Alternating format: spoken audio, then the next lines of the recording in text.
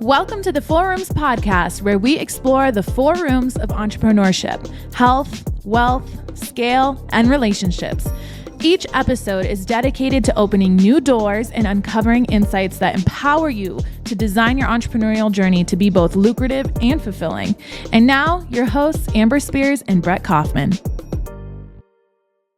Welcome to the Four Rooms podcast, where we're interviewing the amazing Bryan Noel, who just talked actually here with us at our Four Rooms Mastermind Intensive on sales and marketing, and just loved the energy, wanted to bring it back into a room and just get to know you better. So thank you. Oh, dude, I'm so excited you're here, dude. Like, first of all, thank you for saying yes to a random cold email.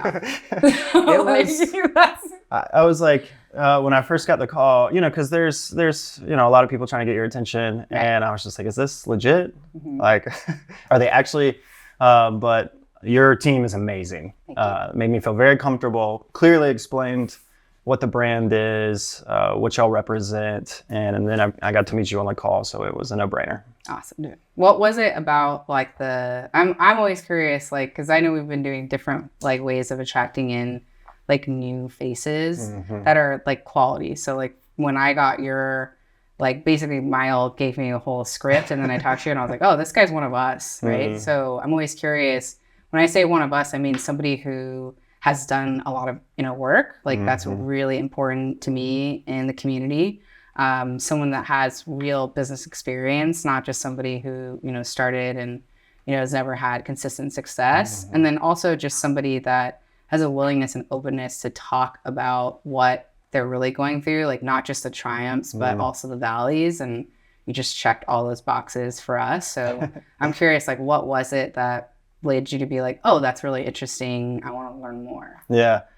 Well, the personal touch from your team, Yes. I think, I got a couple different emails. I don't check my emails every day. I just don't do that. Great. I love that. I stopped doing that like 15 years ago. But I saw like a couple emails and I was like, oh, okay, cool. And then scheduled a call. And who did I talk to first? Mile. Yes, Mile. He was just calm and he just explained, and even though I was kind of like, who are you? And what is this? He was just like, this is who I am and this is what we're doing and we would love to invite you. And so his tone, his presence on the first call, obviously just made me feel like, okay, this is someone that is like-minded. That's awesome. And then reading about Four Rooms and what those rooms are, and how those rooms are so important for entrepreneurs, owners, and founders. And then talking to you, and I was like, and I'm in Atlanta. Yeah, easy. And you're in Atlanta, or you're here now. I'm here now, yeah. That's great. That's really helpful. It's helpful to hear, like, as an owner, like how customers and clients like come to see us and be like, yes, I want to join you in your mission. So that's amazing. And I'd love to chat with you too, not yet, but like before we wrap up, about the four rooms in general, because that for us it's health, wealth, scale, and relationships, and I love to just kind of touch upon each one of those. But I'm really curious about, like, your talk today. I was seeing how much it was resonating with so much of the room, and I love that. I love the concept of, like, customer first instead of like leadership first. Like, can you give me like a really great example of in your business, like when you made that change, like the old way of leadership, like leadership first, and then the new way of customer first? Yeah, I think the old script is the leadership team is the most qualified to make decisions on behalf of the customer. Right. The new script is the customer is the most informed to make decisions on behalf of the company. So the leadership team, what should we do? What does the customer want us to do? And, there's some very obvious examples of that in product development and sales and marketing. One of those that I shared today, I'll share again just because I love that example. And that's in my previous company, we made softball protective and apparel. And one of our members of the team was out doing some customer research. And one of the moms said, hey, the girls aren't going to talk about this at all, but a major issue is when girls are on their period, they're out there playing softball and they're worried about spot checking themselves and having an embarrassing moment. And so we heard that, and we went and talked to a bunch of different moms. After we heard that, we went and talked to a bunch of different moms, and all of them said, this is the way of life for us. And, we're sitting here the company I was a part of was in Dick's Sporting Goods, Hibbett's Academy. I mean, a national brand. And we had never heard this before. And I'm sitting here asking myself, how do we not know this? Well, most of our interactions are with men. The sporting goods industry is still mostly men. And so, of course, we're not going to hear about an issue that young girls are having to want to make sure they're not embarrassed while they're out there playing their sport. And so when we heard that information, we actually designed a patent period protection softball short for softball athletes. That's awesome. And what do we call it? We called it the period protection softball short, right? Yeah. Because from a brand standpoint, we served female athletes. We competed against Nike. We competed against Under Armour, these big, big brands. So how do we go into Dick's Sporting Goods and be a differentiator against a multi-billion-dollar company? Well, we show them that big brand, softball is 7th on their list. Well, for Nike, it's like 17th because they have all their main apparel brands. But even in Nike Sports. But for us, that was number 1 on our list. So even in something as simple as a product title that came from the customer reinforced our brand. And that's how we really transitioned our mindset from allowing the customer to be the center of the room always. It's a powerful story, dude. Yeah, and it was funny. Like in every single meeting, it just became comical that anytime anyone asked an opinion, everyone would just be like, I don't know. And then what naturally happened is we started hiring more softball players who had aged out and graduated from college. Yeah. So then we actually had employees who was part of that lifestyle, part of that culture, and they became some of our stars. That's amazing. I'm thinking of it like me, I was playing softball in high school, middle school, and that was definitely an issue. So yeah. I think that's so cool. It reminds me of one of my friends, Mickey Agarwal and Radha Agarwal, who founded Things Period Panties. And like how revolutionary that was because they built something that they wanted and they needed. So I think that's really cool to hear you as a man too, to like, if you're serving women, how important it is to listen to your target customer. Yes. So I see this all the time. Like, you're here and we're very heavy kind of e-commerce. And we're starting to slowly kind of branch out of that, but it comes from my background, so my community. And what I've noticed so often that really bothers me is that we have, primarily serving a female audience, right? So women are the primary drivers of buyers in the household. Yes. And so often they're selling like a weight loss offer or a blood sugar offer, or, they're selling high protein, gluten-free snacks, whatever they're selling to a female audience, but yet they have males writing all the copy, and they have, and they're telling us what it sounds like, what a woman wants to hear. Yeah. It's like, I'll tell you as a woman, that does not appeal to me, right? Or it appeals to my worst, most base fears as a woman, fears of physical insecurity and aging, and right, that's where they're speaking to, because that's what they're hearing in the forums is like the worst parts of it. So what I love about this story is you're solving a true need and a true problem in your specific category and niche, and you're listening to your core audience, and then you're going out and making stars out of your employees who are that core audience. I think that's just so powerful because it's a through line throughout, and I love it. And it came from the moms, right? Yes. So that's just like that whole thing is just so cool, dude, and it really resonated with me. Well, it transcends all companies. Like that principle of customers. People ask, sometimes someone witty will say this. Well, we've all heard the quote, if we gave people what they wanted, they'd want a faster horse. Right? Sure. And so that's kind of like a snapback to, well, the customers don't really know what they want. Right. But my argument to that is, well, if you're watching the customers and they have a desire to go from A to B quicker. So it's not just asking a customer. And this is where you really start to perfect the art of understanding and spending time with the customer. It's not just doing a survey. Right. It's not just looking at, what they didn't buy. It's about really building a relationship with the base so you can understand what their, quote, job to be done is. What are they trying to accomplish? Airbnb and Peloton uses these principles. It's called the jobs to be done framework. And they spend time with their customers and they're trying to understand what job are they trying to do and how did our brand fall into their ecosystem and why? Because if we can help them accomplish their goals, then we have a fan for life. Right. So yes, we can survey. I was going to ask them, what is the, I know like, it's like, okay, you're talking to your customers. How are you doing that? Yeah. So like you said, surveys one way. It's a lot. Right. So can you walk me through like some of the ways? Some specifics. So it's as broad as a quick text with one question. Okay. You know, if we need some fast facts, we can just text, hey, A or B, right? Or 3 words to describe this. You know, we get that information.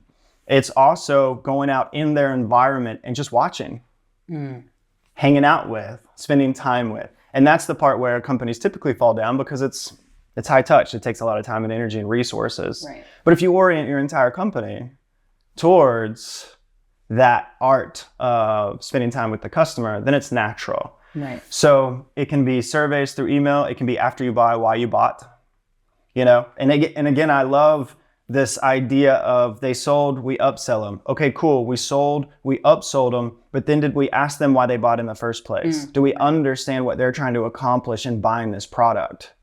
Because if we don't understand what they're trying to accomplish in buying the product, then if they don't get it from our product, then they'll just go to the next company. Right.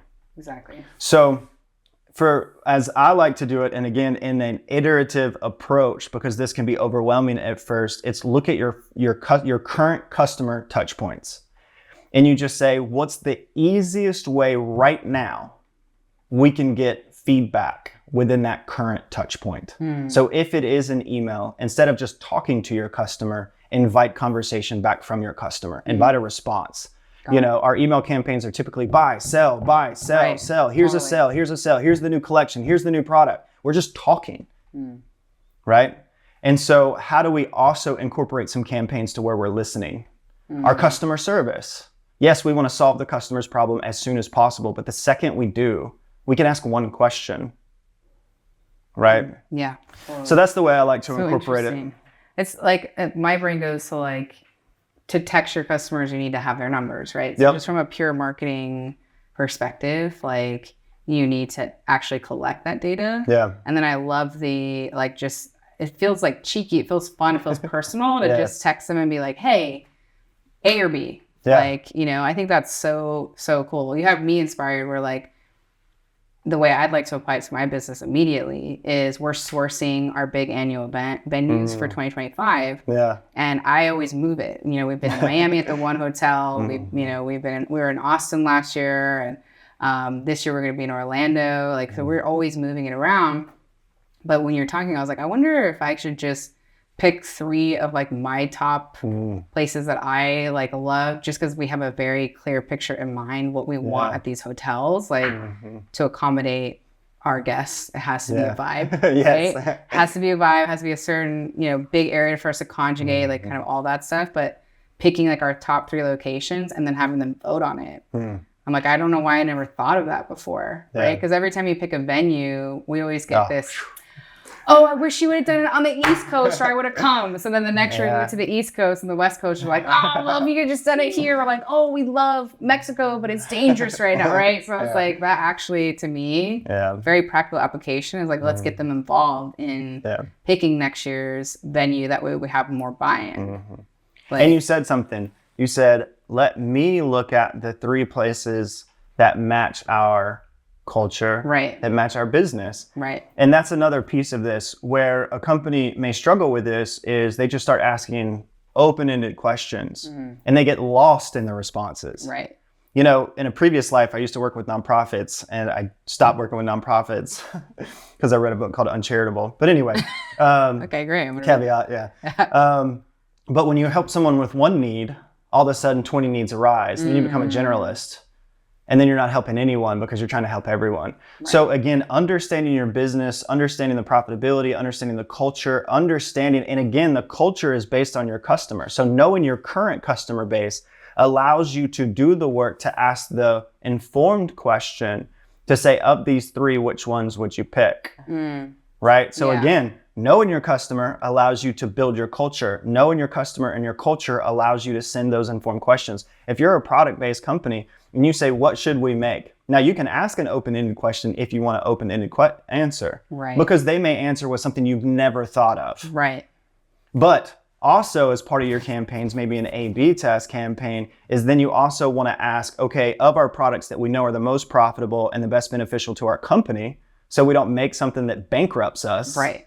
Let's ask, of these 3 products, which one should we make? Maybe which new flavors you want of our best. Absolutely. Right? Of our best stuff. Got it. Yeah, because when we're looking at life cycle, especially for product-based companies, we're looking at immediate, right? And then we're looking at long-term dev. Where should we go as we look at the industry and the culture and the world? Where should we start orienting towards? But that's very different than what we should do tomorrow. Right.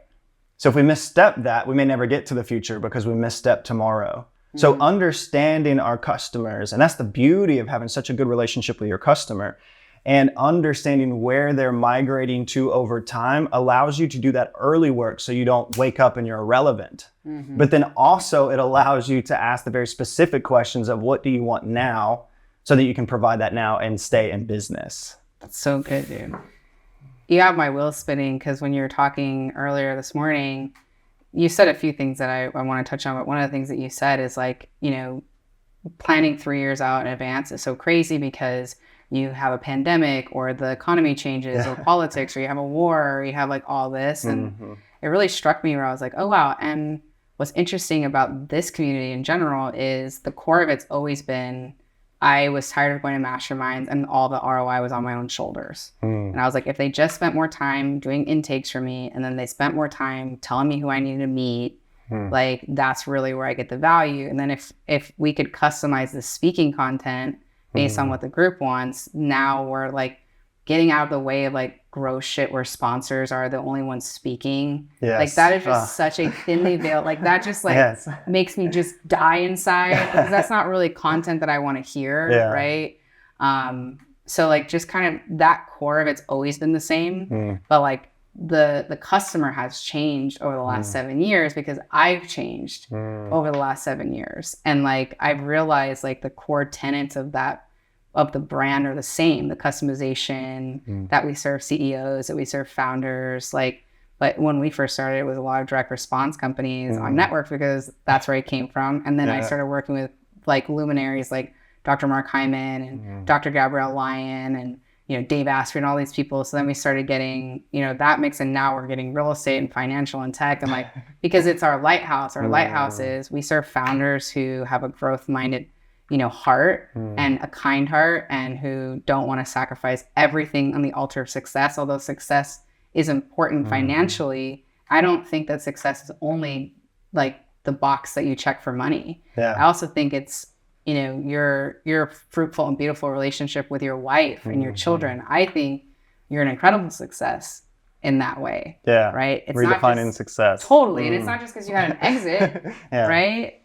It's not the 80s anymore. No. Can we just say? Totally. It's not. We're so past that culture. Totally, dude. But it's still, it doesn't die. It hasn't died yet. And I think that's why having communities like this and having people like you coming in that are new with that new perspective where it's it's a reaffirmation for me that we're doing the right work because I'm okay, look at this guy who's amazing, came in through a cold email, our messaging resonated with him, our team resonated with him, our heart was speaking to him. And then he said yes. And it's a reaffirmation of what we're building and also knowing that what we've built has changed over the last 7 years, right? And who we serve. So I had this, I was okay, so probably the next 3 years we shouldn't be planning, right? We should have dreams for it, right? Dreams for the business, right? But holding on so tightly to these metrics, just knowing wow, if it's changed so much in 7 years, it's going to change so much in the next 3 years, and that was just such a huge relief for me to hear that. I was oh wow, it was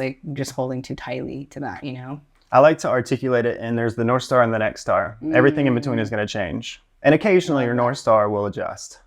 Occasionally, But to your point, North Star, you as a individual sought out, a community where we can be more open and honest with each other, that more whole self approach to ownership and success versus 10x scale, money, Lamborghinis and all that kind of stuff, right? So as that piece of you that is concrete, that North Star, it's and I don't know if you have this position, but it's I will sell this company if it ever walks away from that. That's the North Star. 100%. I'll do something else. It's not worth it. It's not worth it. It's not worth my integrity. Yeah. Yeah. And then next star, right? Next star. That's all we have is the next star, right? Because everything will change. Now for you, you have to plan events like a year in advance because just of location and all the logistics associated with that. You know, in our previous company, we went to where logistics wasn't a problem. Then COVID hit, and then it was taking us a year to get goods into the States. A year. How do you plan a year ahead? Dude. After COVID, too. Brutal. And then our return on cash just got destroyed because we weren't paid until goods were delivered. And so in that, though, we still had to understand our customer and understand the market. We knew that our competitors would buy primary boy brands first, and they would drop the ball on female athletes. We knew that. So we took the risk and over-invested in these products because we knew once people started playing again, and you better believe, once parents were able to get their kids out of their freaking house, they were going to do it. They were going to do it. We knew it was going to be a rush back to playing sports again, and they did. And we were the only ones with product. And that was one of the catalysts for primary growth. And again, all that is just, what is our North Star? What is so important to us that it will never change? And if it does, I'll leave, period. Yeah. Dude, underlying that's belief, though. Yes. You had belief in yourself. You had belief in your vision. You had belief in who you were serving. And you took a big leap on that belief. Yeah. Like, to make those orders, to plan that far in advance. Like, I think that's beautiful, dude. Yeah. Like, it's very brave, and it's actually very courageous, because I don't think a lot of founders would be willing to take on that risk because they don't have the belief. Yeah. They don't have the belief, especially if you're in there for money. You're looking at it, you're like, you're out. I don't know if I'm going to get a return. Like, wait, like, I don't want, you know what I mean? It'd be like a no. Most people, I think, would have been like, let's find something else that we can do to bring in cash immediately. Yeah. And I really love that vision that you have and that belief in yourself and what you're doing. Well, and for any company, it's where your personal values align with what you're trying to accomplish for your customer base. Yeah. If you're in a space in which you are becoming very aware in a relationship with your customers and what they desire as an individual, you feel fulfilled in delivering that, then that mitigates the risk. Because your base of investment is not on gambling. Is this a good investment or not? Your base of investment is your tie to that customer base. Yeah. You know, and even if we step outside of the feels and the emotions and all that kind of stuff, and let's just speak very black and white for a second, and let's just say if you are just an owner and you're not tied to emotionally the customer and all that kind of stuff, you're literally just, should I invest in this business? You still want to ask that question. Yeah. How close is the brand to the customer, even from an investment standpoint? Such a good question, dude. Yeah, because even if something happens, which it will, because it has, all we can do is predict the future by the past, and the past has shown us that it will change. And as we look at that and we say, and we go in and understand the leadership and their dynamics and how they're involved with the customer and how customers make decisions within that business and how they deliver value to the customer. If we understand that, then we can better understand risk mitigation and investing in that company. If you're looking to get even more from the Four Rooms podcast, you don't want to miss our exclusive newsletter. This is your personal invitation to join a community of like-minded entrepreneurs who are all about balancing health, wealth, scale, and relationships. Each week, we're going to bring you additional insights, tips, early announcements, and other information that we just can't fit into this podcast episode. Plus, it's a great way to keep the conversation going and ensure you never miss a beat in your entrepreneurial journey.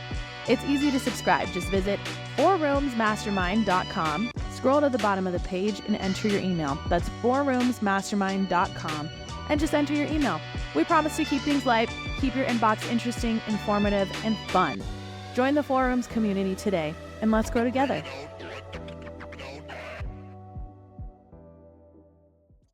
That's so powerful, dude. I'm going to be looking at every business I invest in from that lens. Yeah. And I also love what you said. I'd love for you to recap it, because listeners to this weren't here this morning. Yeah. But I loved your frame on, which was another huge takeaway that I had this morning, which is looking at my own business as an investor, as if it was like a stock. Yeah. Like, can you break that down again? Because I was like, oh my God. By the way, I'm sharing this because the last 2 weeks have been really challenging for me. Like, My aunt passed away unexpectedly. Sorry to hear that. It was terrible. I was in the hospital this past weekend. I was on bed rest this whole week so I could make it Oh my here. goodness. But more than that, which probably is even heavier on my heart, is after 8 years of being in business with my business partner, who is like a sister to me, we just could not make it work from a shared vision perspective.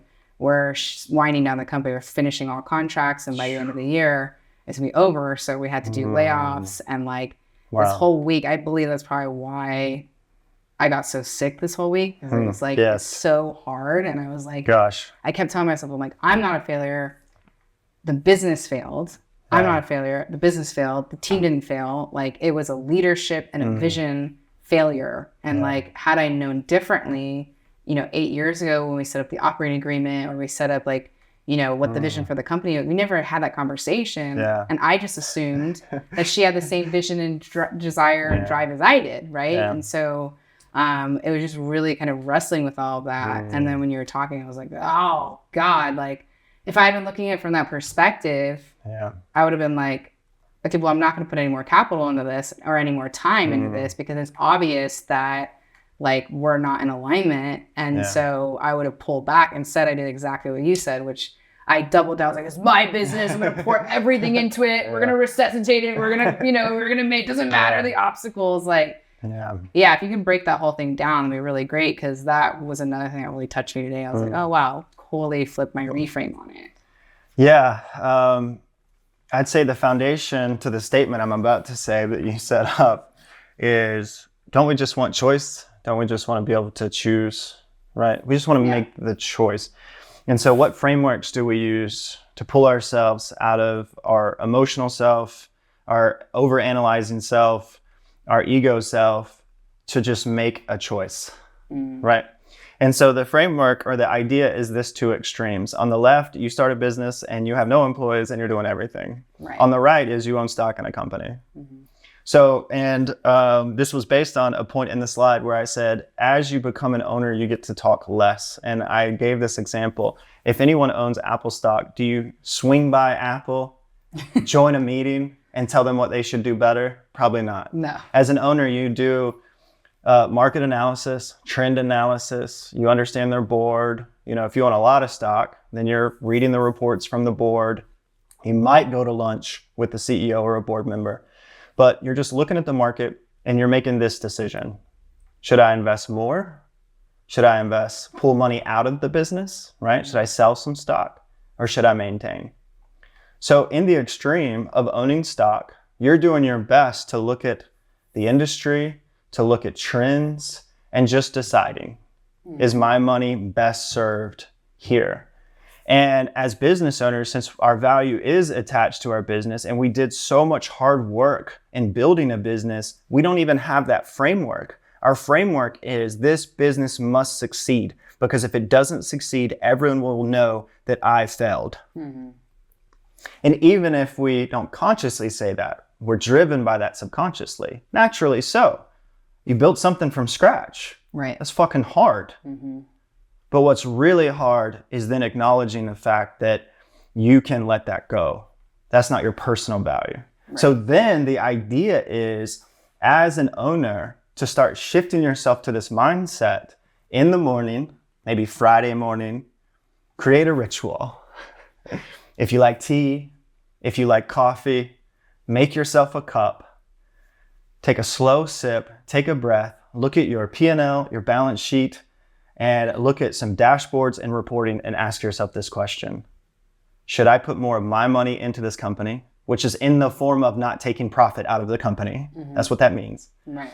Should I take money out of this company because my friend's company is growing at 30% and my money will do better in my friend's company and they need cash? Right. Or should I maintain? And if you ask yourselves that question, it's going to allow you to then say, well, do I even have the capabilities of asking that question? Can I look at the report? Right. Right. Like right now, it's like, how many fire emails do I have? Right, exactly. It's like a lot of fires. No, I don't want to invest more money in this business. But again, that framework just allows us to Because again, we all have this idea of an ego. And again, people call it false self, ego, physical self, the amygdala. So it's not to try to act as if we don't have that. It's just to acknowledge that it exists.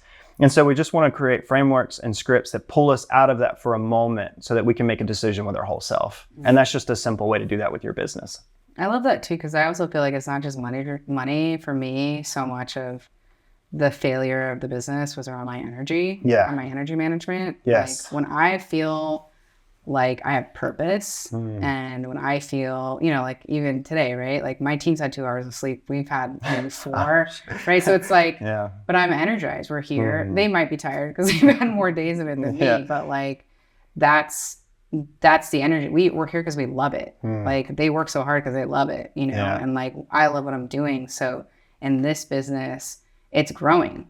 It's growing by itself. It's growing by word of mouth. It's growing like it has its own form, its own energy, and it gives me energy and purpose. From like a financial perspective, a very expensive, labor heavy, food heavy, like cost heavy business is like, if you look at it, it doesn't make that much sense. Yes, it's good money, like as you grow it, right? But we lost money for 5 years out of the 7 that we created business. It fed our other businesses, right? So I bought my business partner out in 2022. I was like, I'm gonna make this a real business. I don't want this to be like a loss leader for us to generate revenue for other companies. In comparison to the company that we're in the process of winding down for the rest of this year, winding down with excellence has been my thing. It's like, hey, we have clients we need to serve with excellence, but we can't keep full staff. We're going to start paring it down.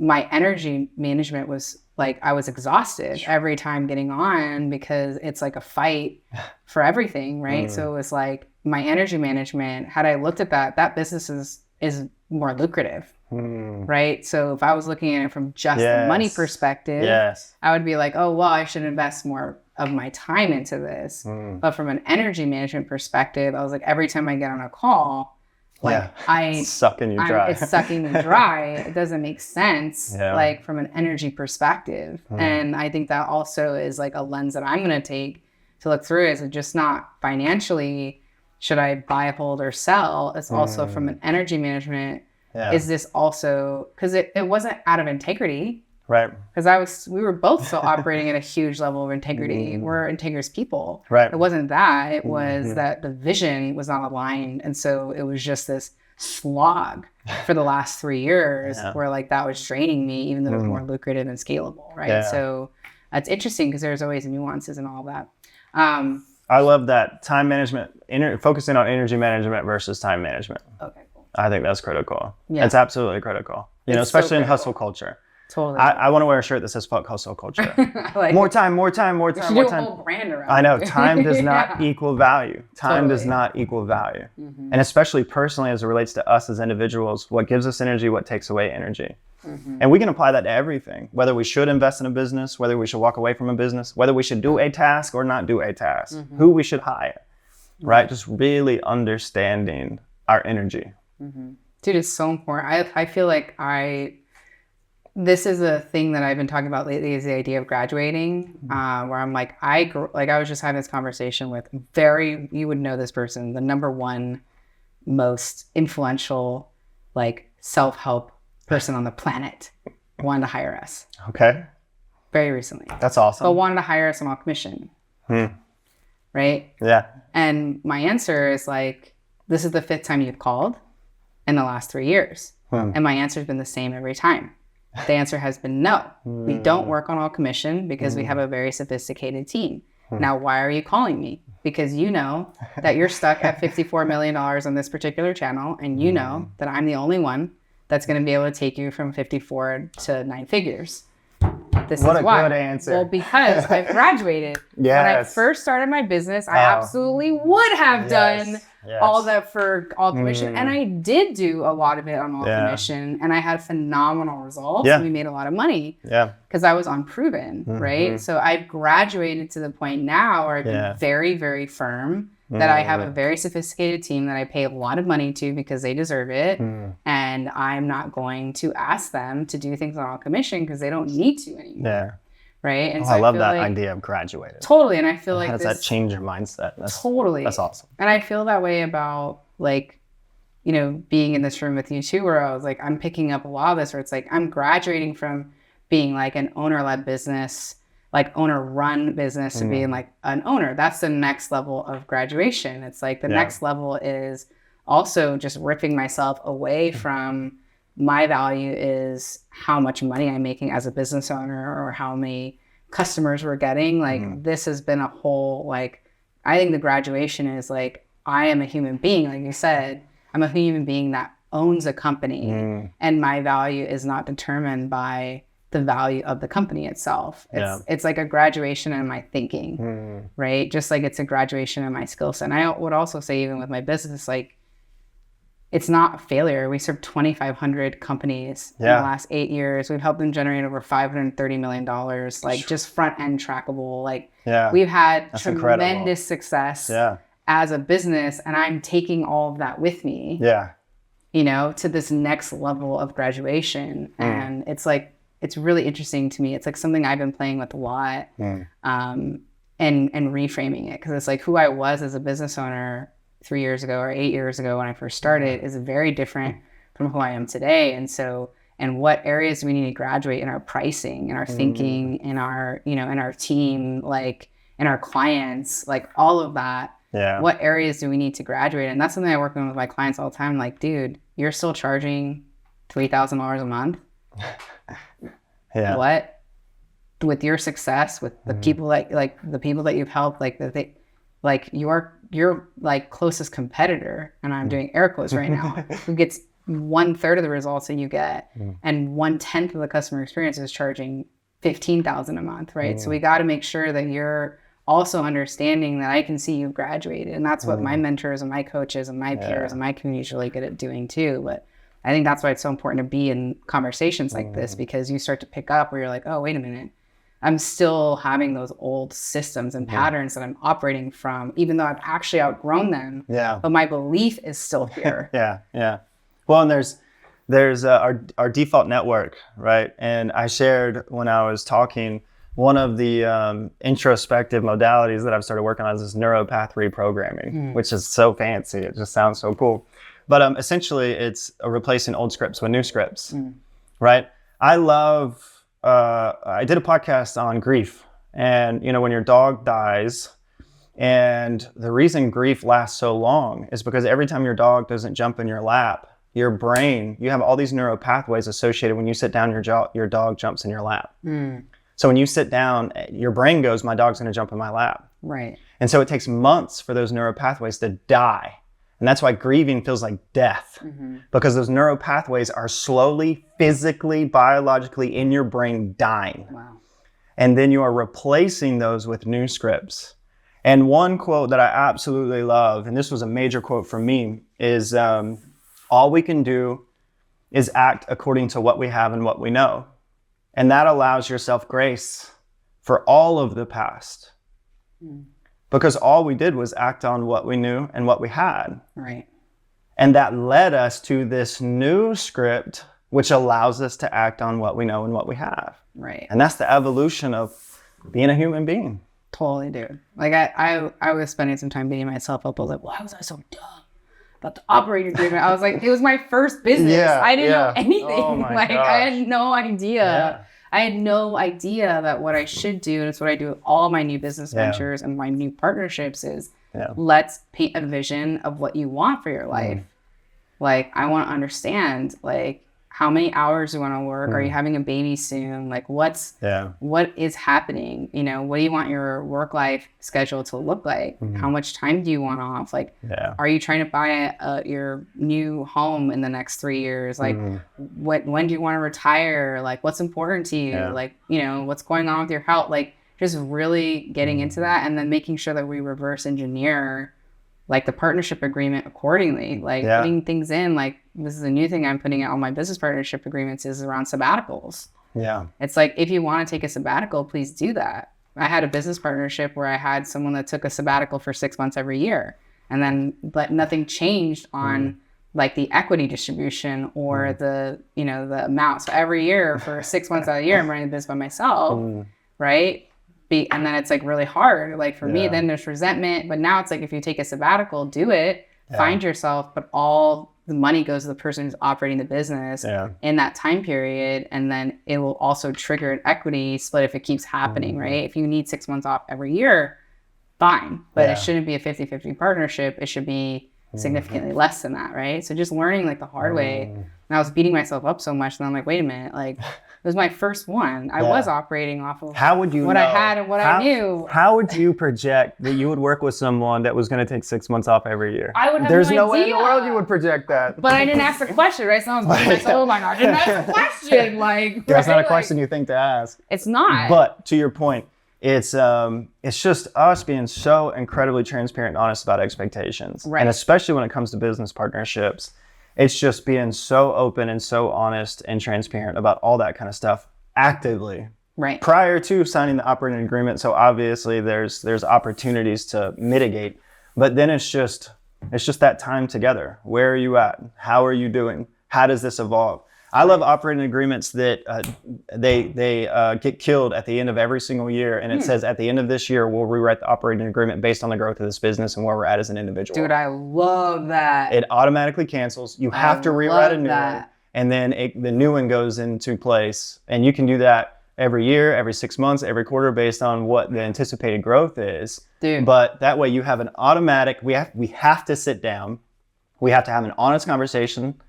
And then we have to decide what to do in that operating. Dude, I'm obsessed. That's what we're going to do next. I'm going to up-level my stuff. We're going to do that. It's so powerful, dude. I mean, listen, in 2019, the end of 2019, my former partner died by suicide, right? I was a disaster. Gosh. For like a year. I was a disaster. It didn't really work. I got chills on how. Dude, it was horrific. I'm sure that was terrible. And then on top of it, the main way that I generated revenue was speaking on stage. So she dies in 2019 in November. And then I'm like, okay, I need a couple months off. I'm going to start getting back on the road again. And then there's everything shuts down. There's no road, right? So then we had to figure out, like, it was just. Oh, wow. But like, I look at that and I have so much compassion for my business partner at that time because she shouldered the emotional load of me. And I never would have like expected or anticipated that would happen, right? So it's like, that's such a good idea of like redoing it every year because people change and like their priorities change and I've changed. And you know, the key of what I'm taking away from this, because I've had a few failed business partnerships in the last 9 years, right? So what I've learned the most out of that situation is knowing that and giving grace for that change. I'm a different person. And a lot of the conflict that we had, like my current business partner or even past ones, is like not talking about things when they're happening, like being afraid to have those hard conversations. And I do believe the quality of my life is determined by the amount of hard conversations I'm willing to have early. Yes. I think courage is definitely speaking up in the moment that it's happening and not waiting and ruminating and pulling it back and examining it and suppressing it and pushing it down and like exploding later. It's a lot of energy. Dude, it's a lot of energy. Like it's courageous to put your hand up and be like, hey, you know what? This is not working for me right now. It hasn't been working for me for the last 6 months and I've been trying to make it work. And so now there's all this additional story and resentment because what I've learned too is in the silence, there are stories that are created. Yes. That's good. And it can be a positive one or it can be a negative one. We most finished of the the time story. we default to negative, right? So it's like when you could have just had a call and be like, hey man, like I didn't feel great about that last conversation that we had. You said this one thing and like I might be hallucinating, but it felt like it hurt my feelings. And my hallucination is that you don't respect me, right? I didn't do that when I first started as an entrepreneur. I immediately was like, they don't respect me, right? Like, stuff it down, I'm stupid. Like, you know what I mean? It's like me, I'm the problem, right? Instead of just addressing that, and it's like, oh my God, it's totally offhanded comment. I'm having such a bad day. I have a huge migraine. I can totally understand why you felt like that. I know you're sensitive to those kinds of things. I thank you for bringing it up. I know that and I'm going to be more cautious about it. Of course, I respect you. Of course, I think you're smart, right? Yeah. But having the willingness to be like, my hallucination is that I felt really disrespected in that moment, right? And not like my old self would have been like, I'm stupid, it's me, I'm not worthy of respect, they don't respect me. Like maybe if I just work 10 times harder, that they were going to respect me at the end when like it could have just been this one conversation. And like that's my inner growth and inner learning. And I think it's been so impactful for me the last 3 years, especially like where I've been getting through these things much faster with the same level of care that I expect, because I realize that care is also me caring about myself. Yeah. I can't truly care about anybody else unless I care about myself. There's a principle that I started really working on this past year called radical non-judgment. Okay, cool. So what I came to, my conclusion was anytime we project externally, it's a projection of internal judgment. Anytime we judge externally, it's a projection of internal judgment. And so anytime, and it can be as simple as you go to the grocery store and you judge people for what they have in their cart, right? Anytime. Like, really? Yeah. So much gluten. Oh my gosh. Up there. yeah, I know. And so anytime there's a judgmental thought, you take a moment and you say, that's an interesting thought. Why do I have that thought? That person may not have someone that loves them enough to encourage them to eat healthy. Right. That person may not know how to eat healthy. Totally. That person may be so overwhelmed with their life that they can't even think about or have capacity to introduce a healthy lifestyle into their life because they're struggling. Maybe they work 3 jobs, right? And so then regardless of what's true or not, you just write a new script of non-judgment, of empathy. And then once we start honing in that practice in our minds, we also get to do it with ourselves. When I brush up against someone and that person does this or says this or acts like this, I immediately go to this state. You don't like me. You don't respect me. You are going to abandon me. And then immediately we say, God, that's interesting. I wonder why I feel that way, or I wonder why I responded that way. And then, then you just get to work through it. And that's the fun work. And in my opinion, at first it's like, oh my gosh, that sounds terrible. Yeah. But once you start getting into it, then it's just like, it's fun. It's like, I'm nervous. Why am I nervous? I'm going to this client and I'm trying to make this big sell, very big sell for my company. And I'm nervous. Why am I nervous? Well, I have imposter syndrome. Why do I have imposter syndrome? Well, because I had a parent who told me I was always going to be a failure. You know what I mean? Totally. So just understanding that and working through that principle of radical non-judgment allows us to do exactly what you said, which is in those moments, be transparent with self, be honest with those around us, and then get back to doing the work. Dude, I love it. Well, we've got to wrap up. Unfortunately, I could talk to you for hours. Quick little tip. We can't do all 4 rooms, but if you have a tip or a quote or something that really resonates with you for anyone watching or listening around health, scale, relationships, community, like, do you have anything around that? Final thought. Health, scale, community. I would say, I talked about it a lot today, and obviously it's incorporated in all of my life, but I think from a health standpoint, that personal growth, that personal development, that understanding how to come to a place of just radical presence. Because once you come to the place of radical presence, you're going to be a better leader, you're going to be a better spouse, you're going to be a better partner, you're going to be a better parent, you're going to be a better sister, brother, son, daughter. It's just going to impact everything. And then since we're all business minded here, because we're part of a mastermind to grow our businesses, it's going to put you in the position to clearly see your business in a way you've never seen it before, outside of all the emotions associated with running a business. You actually get to stand above it and say, with my whole self, what is this business? And what do I want to do with it? Dude, that's powerful. I love that. Thank you for sharing. Thank you. Your gifts, for being here. I'm incredibly grateful, man. Thank you. Yeah. You're a wonderful addition to our community. Thank you. Yeah. As we wrap up today's episode, we have something special just for you. If you've been inspired by what we've explored today and you're ready to take your learning to the next level, then our Four Rooms Mastermind live event is the perfect next step.